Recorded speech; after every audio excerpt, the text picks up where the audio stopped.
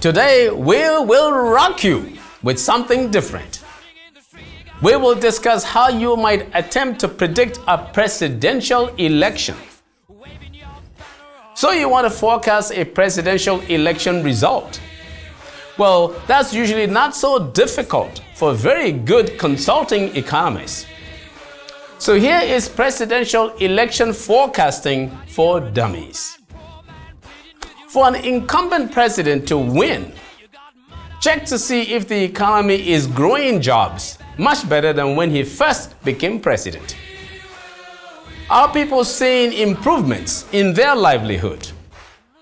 For a challenger, check whether he looks relatively honest and believable and knows what he's promising or talking about. Or whether he's attempting to practice sorcery. Economic sorcery is when a candidate, in essence, assures that he can provide what appears impossible, as though he would use magical forces to make it happen. Recall that Mr. George H.W. Bush accused Mr. Ronald Reagan of voodoo economics when both of them were contending Republican presidential candidates to be their party's standard bearer. Now listen to this. The incumbent president cannot count on promises for the future. His primary weapon is his record, and he must run on it. He must convince the people that his record is good and should be built upon. The challenger can make promises, but must explain why the people should believe him, and especially why he's not a little better, but indeed far better than the incumbent. Some negative campaigns may work, but it can be very irredeemably counterproductive if it crosses a certain threshold. Even so, every candidate must defend himself from mudslinging. Don't let the mud stick.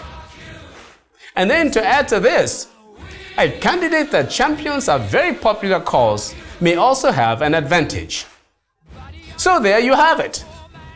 Now, even dummies can predict a presidential election winner by using our key variables in his model. But this works only in a well-behaved society where the data are available and questionnaires are answered honestly. So what if there are strong ethno-religious, insincere, disingenuous, and sycophantic tendencies in the society?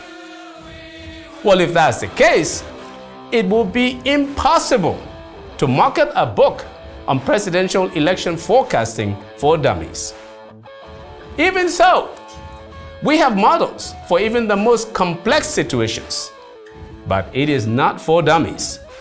So, do we have any predictions for the Nigerian presidential election? Well, that's a different matter. Our hidden economics for you.